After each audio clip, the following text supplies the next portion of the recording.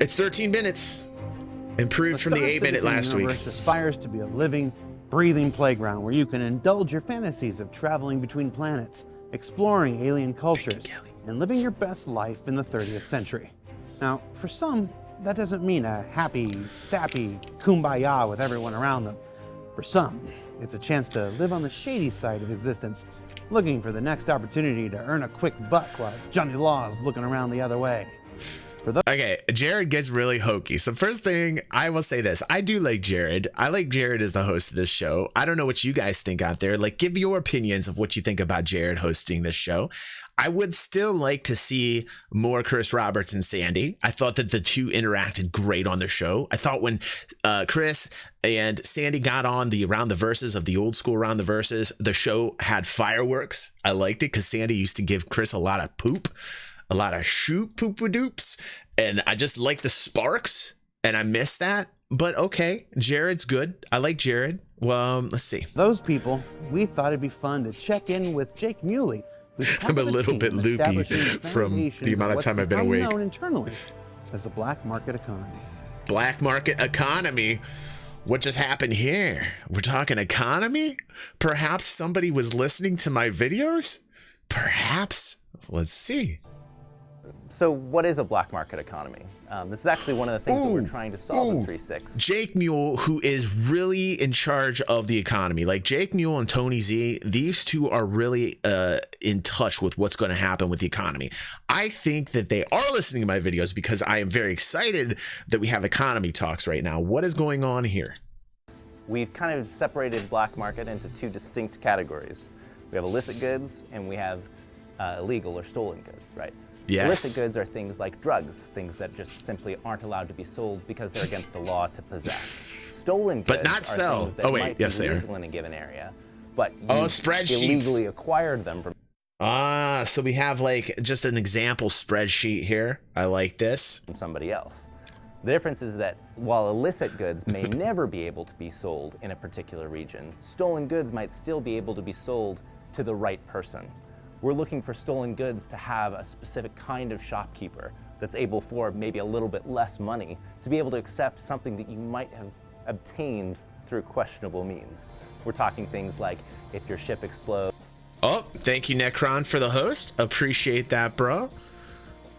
So we're talking about kind of selling to NPC. Now, one thing that I really highly endorse for Star Citizen going forward with the economy is being able to sell to the player as well. And that's something that I want to just kind of like keep impressing upon Jake and Tony and continue getting that message out there to the developers, is that I also want the ability to sell these illicit, illegal goods to the player as well. I think it's really important. What is going on, Heavy Bob? And you take that item off of their ship, or if you have a shady mission that you might have gone on, these are where stolen goods might have come from, right? Again, these can be totally legal goods that are acquired through questionable means. The other kind of black market economy you guys are cracking me up. Illicit goods section. Okay. And these are things like drugs or commodities that simply aren't allowed to be in the jurisdiction that you happen to be selling them or trading them in. Things Thank you like for the follow, Widow, dude. Slam, any of them. I'm Discount Board Gamer. I am the truthful content creator. I just basically tell people how I feel when I see things, when I grab the content, good or bad. Right now, I have not heard of anything that is involving selling to a player. So let's give them the chance to speak here. Let's see. And thank you, Invisible, for the follow, dude. Fultrum's here. There needs to be a skill to evaluate items as legal or illegal. Without it, a sale of item would clean the item. Interesting comment. The devices that we had that we've been seeing a lot of activity from the latest recent updates with the drugs and the trade routes may now have a little bit of bite to them. Isn't it? When the law finds these particular commodities on your ship. We're really looking with the law system in 3.6 to make it so that even possessing these goods is something that will potentially get you into trouble, and increasing the profitability to counteract the risk that you're taking with these new illicit goods. Where these goods are and aren't allowed will Okay, actually change. I'm digging this. So let me just say this first off. Like, half of me is happy because I'm seeing like a cargo area filled with illicit goods, which is always fun for me as a pirate, because I love to play kind of pirate based when I'm playing these types of games. One thing though that I'm still not hearing is being able to sell to players, and I think it is our responsibility to voice up and just keep impressing upon the devs that it's important that we still have player-to-player transactions. Player-to-player transactions can be much more profitable than NPC-to-player or player-to-NPC transactions. So there still has to be some type of player-driven element to the economy that needs to be there. Let's see. Depending on what jurisdiction you're in. So just like the governments currently, we have a country, a state, and a city, and the city still inherits all the laws of the country and the state that it's in.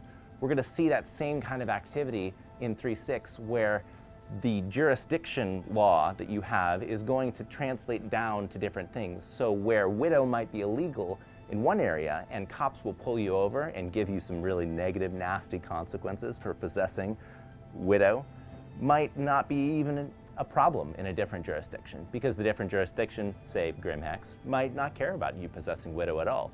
So they're not going to stop you for that. But that's going to make things very difficult unless they have a console, like a way to communicate this through the mobiGlas. There needs to be the game mechanics that show us where we need to be able to go, because I don't want to unfairly get hit with continued sex status decreases in areas where I shouldn't. So this is going to be a monster headache for them to kind of develop this. I also want the ability to have it very easily identifiable when you're in your mobiGlas to see where, in fact, you can go to sell these illicit goods. They've got a lot of programming ahead of them to, in effect, get this law system out and to have it coordinate with these goods. So that in itself is a monumental task. Let's see here. Whose character is going to experiment with Widow? we really look forward to seeing this kind of change in 3.6. So far this quarter, we've had a look at spaceships in development every episode. And this week, it's no exception. Because we like spaceships, and you like spaceships. In fact, let's just go ahead and say that every episode this quarter will have a spaceship segment in it. Oh my goodness. I feel like they're actually responding to the review show, which is fantastic. I don't want that to be like the way that it is, because I feel that it makes it very transparent to most people that it's kind of gimmicky that they're selling a ship every single episode, but this might be just satire as well. Let's see. And for today, we're going to jump a bit farther down the roadmap and take a look at the current white box progress of the avian dropship that can, the Esperia Prowler. Okay, so that's one of my favorite manufacturers. So they did kind of suck me into this one, because Esperia makes alien ships manufactured for humans, and that's kind of like my weakness right there. That's kind of like my, like, as far as ships go, that would be like my kind of Ferrari weakness, like the sports car, that kind of like very sexy, sultry kind of thing there. So they're getting me on this. So earlier today, we actually did a white box review of the Prowler, which is the first stage in the 4-step process that we go through to build the ship. So I kind of want to show you guys what that process is like and how it's looking for the Prowler. So let's take a look. So what you're looking at here in blue, I set up as a blue color so that the designers can easily identify what's interactive. So this back door is going to end up opening, a ramp will come out so that you can climb up into the back of the ship.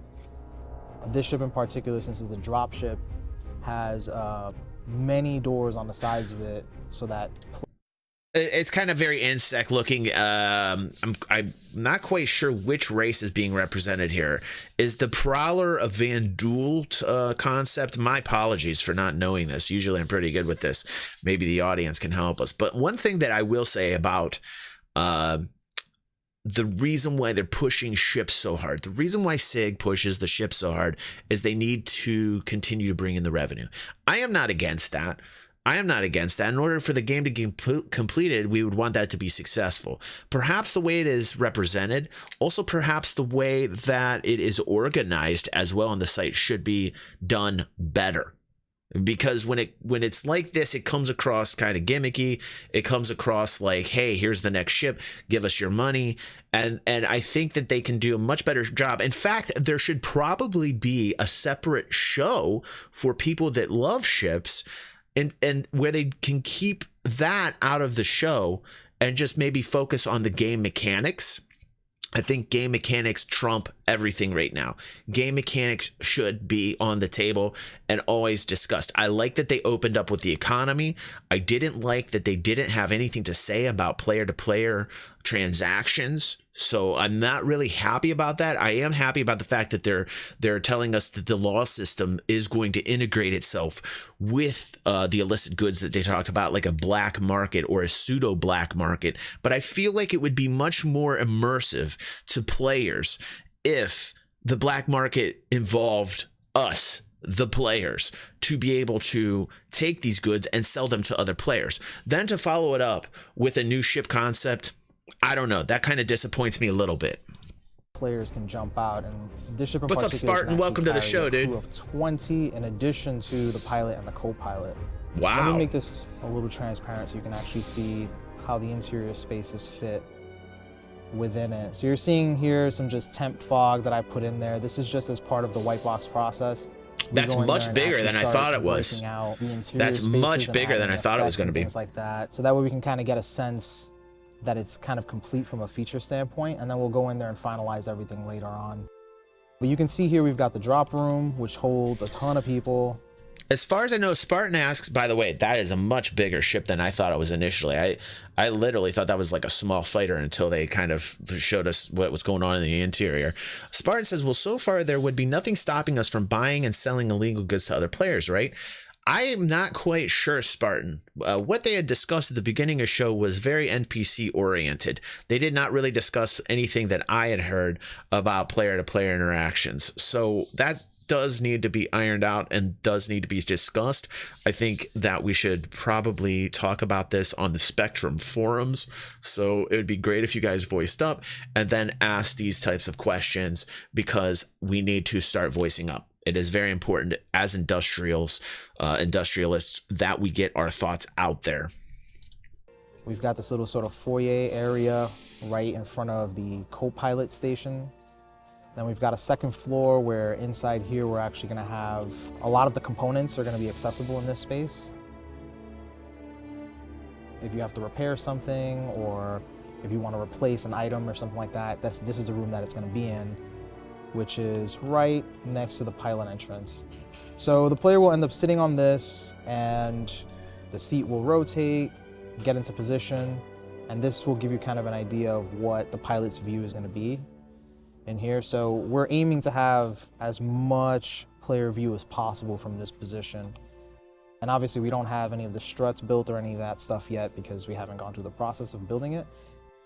But we want to keep... I'm loving the whole style of it, honestly. That's very cool that they've designed it in such a manner that you can fit so much inside of it, and it does look very sleek. I do like Esperia. This perhaps is one of the larger Esperia ships designed right now. I'm pretty sure. Keep the view as clear as possible. It would be pretty cool. This ship in particular actually has some really cool things about it. Like, it kind of transforms a little bit, and I can show you in my max scene. So this is actually what I put together. In this max scene, the other thing that we end up doing for white box is we end up creating a set of temporary animations, so that way we can actually hook all this stuff up and it's entirely usable from the very beginning. Oh yeah. So this ship basically uses its main engines also as its VTOL engines to land. Yeah, Damon's saying once shields are gone, it says Damon's saying it's a cool ship. Wings feel super vulnerable. They are very skinny. Like if you get a wing shot, you're boned for landing. Yeah, that's also something we were talking about with atmospheric flight as well. That when you have particular portions of procedural damage on your ship going down through atmosphere, that the atmospheric flight is much more responsive, that you get a lot more shudders, that it's much more difficult landing on a planet. So that in essence, if you get so much damage that you're either looking at landing on a space station or a truck stop versus the planet or a moon, that you are going to have to go to a space station or a truck stop rather than a planet, which adds a lot of realism. I hope that they keep that. Invisible says, looks like a coffin for the top pilot, though, if you need to get out quick. No quick exit. That gunner seat or pilot? I believe the front is the pilot. Like this portion right about here is your front. That's the cockpit. That's where you're sitting at. I didn't see a gunner seat. Let's keep looking. On the VTOL engines, you've also got these little wings that stick out. So these are going to be kind of redesigned so that they make a little bit more sense, because currently the position doesn't. There should be a gunner seat. If I don't see one. Much to the players, but the idea here is that characters are going to jump out of the sides of the vehicle, drop to the ground. That's pretty slick. And while this is landed, I think 20 is what they said, Damon. Will help sort of protect the people that are jumping out. So kind of. So it's like a transport, stuff like that. This is essentially what we end up doing during the white box. But it was cool to sort of give you guys a look at what it's kind of like within the first. And then I'm not quite sure if it's trying to represent a Vanduul design or a Xi'an design. I know that's definitely not Banu. And the looks could possibly be. It could be any one of the 3 alien races. I haven't read up enough about the Prowler to know exactly which race that Esperia is taking this from. Oh, no way. Is it DY? For real? Tavarin? It's based off another ship from an anime, says Invisible. But it'd be great if we got confirmation, DY, if it was Tavarin. That would be pretty cool. 2 to 3 weeks of working on a brand new ship.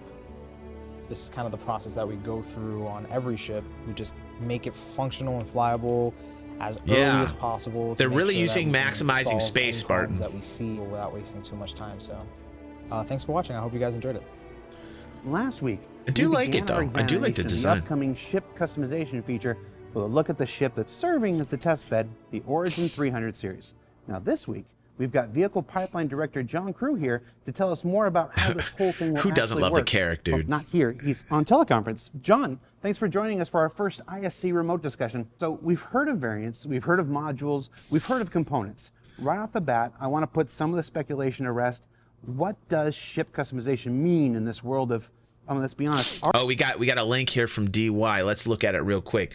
We're going to get into something I really love, which we talked about on the previous episode, which was the parts and the modules of the ship that make repairing during quantum really cool. Those times in between where you're jumping and you don't know what to do, you're actually going to be looking at parts and pieces in your power plant. They're going to expand upon that so that you're actually going to have like an engineer on your ship, or you're going to have to know to replace these particular parts, which makes traveling through quantum much cooler, very Star Trek like. I'm digging it. Also, the industrial side of the parts, dig that, selling them, making them, things like that. Can't wait. Love what we're about to discuss here. But let's look at what DY put with the Prowler, and let's read here if they're which alien race they're taking this from. Oh yes, we have confirmation to Varen. Thank you very much, DY, on that. That was great. I love our audience. Our audience is awesome. DY, thank you, bro. That was pretty cool, dude. All right, let's get back to the show here. Already pretty customizable spaceship. So ship customization is being able to tailor your ship or vehicle that you have or want to sort of make it your own in terms of styling and gameplay, and have that. I don't like the 300. It's not just external paint jobs. We already know that. It's internal seat items, different styles of seats, what they did to dashboards, and then in the future being able to have even paint on weapons. Okay, now they're talking about customization. Invisible says, I asked way back whether we could add weld on scrap or go full reaver like an elite or not. Got told there would be no junker Firefly style customization. So yeah, I mean, like, I think to the degree you're asking for, Invisible, that particular type of customization is not going to be in the game. But let's listen to see what they're. So far we were talking about skin and looks of weaponry. So the guns on the outside of your ship match your ship as well. So it's really taking an existing ship Spartan. and then They killed the reflecting your own 300. personality with it. Now, when all is said and done, we're looking at two different kinds of ship customization in the Star Citizen universe. We've got manufacturer and aftermarket. Which one of these are we getting with the upcoming Origin celebration? So this is manufacturer customization. This is the sort of the Star Citizen equivalent of going to a real world car dealership. Yes. And looking at getting a new car, being able to pick all the options that go with it. And I hope they go much farther than just what I've heard. But yes, that was very exciting. No. That is exciting to me, Bob. If you can customize more than just the paint, and you can actually customize different portions of the ship, I am really, really going to be happy about that. Tailor the paint. Why is it cancer, Bob? Bob's so when very, it's delivered to you, very that's what it is. feisty it's not just right now. A stock car that you would get. So down the line, in the okay. game itself. Well, so this is a great discussion right now to have. So Bob's saying, no, he does not like the customizations because if there's customizing, that means it's going to cost more money. But also, it would really cost more money, perhaps anyway, if you wanted to customize anything, if you think about it. And it's a way for them to bring in more revenue to finish the game. So I'm not necessarily against it. Let's see here. He's talking just about the 300i or other ships, Spartan. I'm hoping other ships as well. Sig robbed the 85X exterior. And then that looked at the 300. Yes, Carl, I completely agree. About that. You pay more for colors, says Bob, and paying more to change loadouts. I'm not sure like loadouts is as far as what? The modular concept that they're talking about? I mean, I understand that in terms of color and the modular design. Like, I would expect that to be a little bit more money. But I also heard that you could do this in-game with in-game creds. Is that true or not? Maybe we should watch a little bit more. Let's watch a little bit more. Players will be able to take their vehicles to an aftermarket shop and customize with crazier stuff. But for this initial rollout, we're looking at they the have bikes specific now. customizations that Origin themselves would offer when you first acquire your ship. Yeah, Origin, obviously, they have a brand. They don't want to come out with sort of flame paint jobs on their vehicles by default, so they don't offer stuff like that. They offer a selection of customization that is tailored to their brand and their style. The aftermarket customization is where you would go to get that style of customization.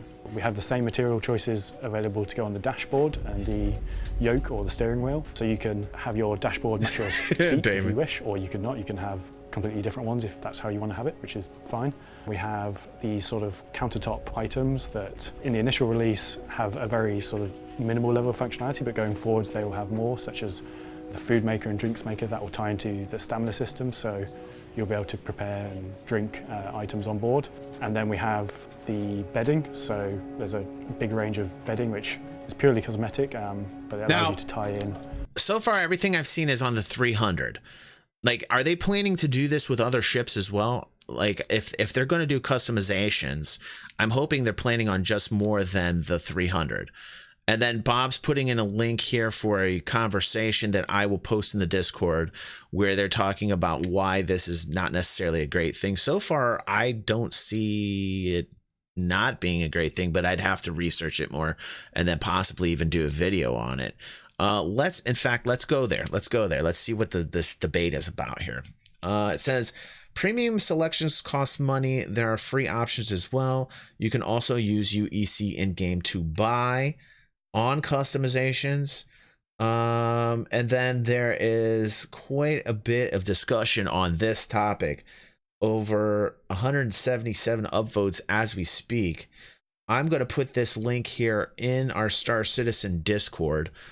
So you guys can read that. I'm going to have to take some time to read that and possibly do some content on that. I know after I've done complete research on customization, I most likely will have a video that I will put out on that. But so far, yeah, I can't necessarily read everything that you have wrote, Bob, because of the show length, but I will check that out for you because, that's what I do. But so far from what they're presenting to me, I don't necessarily see an issue with it. But like I said, Bob, you know how I am, dude. I always take some time out to read and look at all the things before I give my final word. Let's see here. The interior styling of your ship however you want. And then we have external items, invisible, such as the weapons and the power plants, the coolers. They come in these packages, so it's not a complete mix and match. It's a very tailored package. And by the way, this is an interesting episode because on the last episode, I was saying how I didn't like the 300i, and it was fairly split down the middle. I think we had a little bit more votes for people who didn't like what they did to the 300 versus versus those that did like it versus didn't like it. I think those fell in the camp where people didn't like what they did from the old to the new.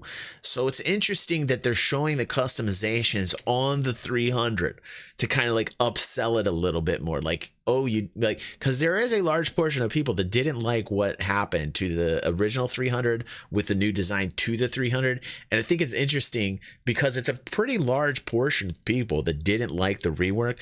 And those that didn't like it, perhaps this is why on this episode, they're kind of like, hey, let's talk about customizations, you know?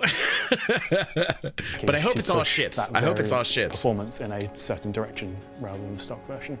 If you went to a car manufacturer and you go, well, I want to have this engine and this tire size and these body kits, they often won't let you do that. They go, no, if you want this, you need to have this and this. And that's very much the take we've done sports here. Package. Yes, the sport package, the race package. They're a carefully curated set of items that go together. Awesome. One more thing before we let you go. We hear a lot about Tier 0 features. Now, this is the Tier 0 of ship customization. What does this do to lay the groundwork for the future? So this allows us to, Tier 0 by its very nature is a sort of the bare bones set of functionality that we want. It allows us to have the ability to do this from the website, which is something we've never done before, having the website tie into the game files and being able to send data back and forth between the two. So this allows us to do a lot more on the website, which reflects in game and vice versa. And it also unlocks a lot of really interesting stuff that people have been asking for a long time in terms of being able to do insurance claims on ships. Previously, they would just revert to their stock loadout, which was always the same, no matter what you'd earned in game and adjusted on your ship, it would always go back to what it was before. Now it goes back to what you have selected, so you don't have to go away and re-equip all that stuff, it's all there. And it also allows us in the future to expand the system into bigger and better items. So at the moment it's very much single items being changed, whereas down the line it will be the option to have entire modules changing or entire rooms changing. Okay, that's cool. So the modular concept is not being scrapped. That's very important information. The design that they do on the website translate directly into the game. That's very cool. I dig those two elements. So this is a very hot button topic. I can tell already when I'm going to release this video today that there is going to be a lot of comments about this in the video. So I'm really hoping to see some great comments in the video. There seems to be both sides representing why this is a good and bad thing as far as the customization. But I still didn't get if they're going to expand this out farther than the 300. My guess is yes. They might have said it and I just didn't pick it up. But I'm guessing that they will expand this out into other ships and other aspects within the game. Hot button booyah. This is David. Certainly for the bigger ships. That all sounds great, John. Of course, for our backers watching, ship customization is rolling out as part of our upcoming Origin celebration that's just around the corner. You can look online at robertspaceindustries.com. And so they continue to mention just Origin 300. Apologies if this does extend out past the 300 and I'm just not aware of it. But they continue to make this like an Origin thing. So I hope they just expand this out to other ships. So, you know, in my mind, watching this, I need a little bit more detail when they're presenting this, that they actually are expanding it out into other ships and other areas of design within the game that involve making the game more unique for us. That would be cool. Maybe more details in that regards would be of use to me personally and others out there. And also more details about the economy. They, like, in my mind, when they're presenting these things, I know that they feel like they only have a certain amount of time to like get across the details. But I think it's important that while they're making this show, that they think about the questions and are ahead of the ball and actually start to answer these questions on the show. I mean, they're not fortune tellers. I get it, but there's a couple basic questions that were brought about that I think that anybody in SIG could have figured out. like as far as like this black market, or is there going to be player interaction? That's a very important question. That needs to be answered. DY says, I would not mind too much if SIG offers complete setup that don't get wiped in alpha for a couple of dollars. I'm not going to go for those, but I'm good as long as UEC options are always on the table. Yeah, the UEC options that they had mentioned are great. I think it's good that you're actually able to use creds in game to get those customizations. I think that's great. Invisible says, been looking for the Prowler, remembered it's Final Fantasy. Link it up in Discord. Thank you, Invisible. WCM, what's still going on, dude? I want to thank you, by the way, for the sub that you did a day or two ago. I saw that. Thank you, my friend. Origin is just the first for this test phase. Good. So we got some definition. This is why I love doing this show. We got some clarity. Thank you from WCM. Appreciate that update. So this is just the beginning. I'm really geeked about the fact that they can do these within the website and then implement them through the website into the game. I think that's actually pretty damn cool. Spartan says, I think they are going to expand to other ships. Yeah, so it sounds like to me that they are, guys. WCM's pretty knowledgeable about this stuff. And that is good stuff. I still want them. See, now that I know they can implement these design changes through their own system and then they translate into the game, I would still like there to be some type of a way to make them even more custom by like putting our own organization logos in. Like loading our own organization logos in would be pretty damn cool. What's up, Jeff? We are live. Welcome to the show. It's so good to see you, my friend. And Spectrum to see Q&A threads and an FAQ coming up that will answer more of your questions ahead of its launch. John, thanks so much for being here with us. That's great. There with us this week. That's great. I did see some of the questions that were answered in the FAQ that they did put out. I don't think they were answering some of the questions that I had, though. So, Damon, what did we learn about this week? We learned that some of those vendor names in Jake's spreadsheets aren't real, but probably should be. The Esperia Prowler makes me want to play the theme from Condor Man and swoop down upon unsuspecting villains.